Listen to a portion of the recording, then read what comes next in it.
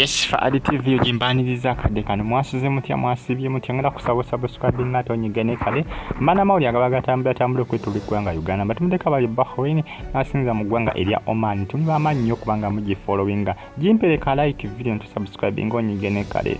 presenter wa NBS abanyikidwa nga brand wako yafunye accident yabadde yamanyi onako lwegulo zabadde sawa nga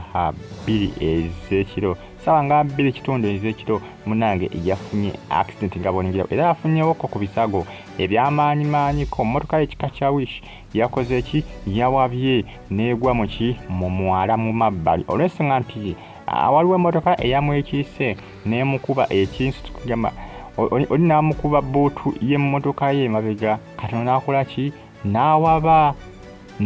oli yagadde okumuyisa mu jaamu namukuba kakanango nakoze ki ngonavuddeko ngawabye subscribe button nyigene kale muna embeera esi eri awo nti mbi kali mu ddwaliro naye ngeri afunyemuko ku Bisaago musajja mukulu ogolingira akola ku Sanyuka TV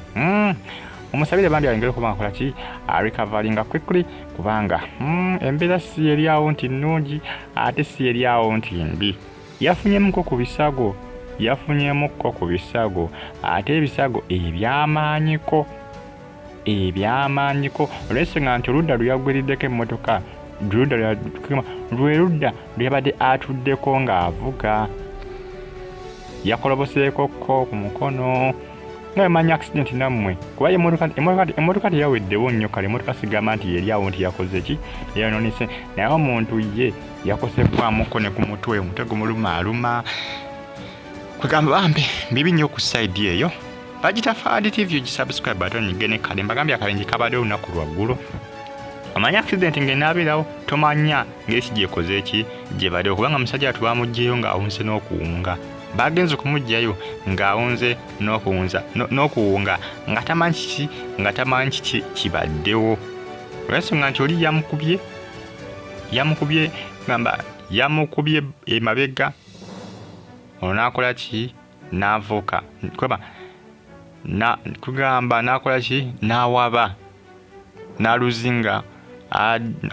n'aluzinga control kakana ng'akoze ki ngewabye stay on YouTube platform ate sagalanga onfollowinga ku YouTube channel zange zonna accident yabadde olunaku lwaggulu naye nga embeera yo bambi si eri awo nti mbi ate si eri awo nti nnungi yafunyemuko Ebisaago omutwe guno gwalumiziddwa olw'ensonga nti yagukubye ku gundi ku steering yafunyemuko n'ekisaago ku kugulu ne ku mukono Ebisaago byakoze ki byafunye naye nga sibe byamaanyi nekirala n'omutwe gumuluma gumubobba olw'ensonga nti accident yajekanze ng'emmotoka ewabye aye n'omuntu n'agukuba ku steering naye nga bambi mumusabire asobola okuba nga akola ki asobola okuba nga aterera Faadi TV Faadi yogini naye mugifollowing temujja kuba nga mwejjusa batemeddeko abali ekata ni Saudi Arabia abasinze Bahrain abasinza mu ggwanga erya Oman temuli bamanyi okuba nga mugifollowinga bagiyita Faadi TV updates mba nazo ziba zitambula bamuyita brand wako akola ku Sanyuka TV mu company eya Next Media yafunye accident olunaku olw'eggulo ekiro zaali sanga 2 n'ekitundu ezekiro naye nga embeera esi eri awo nti nnungi mbi mukko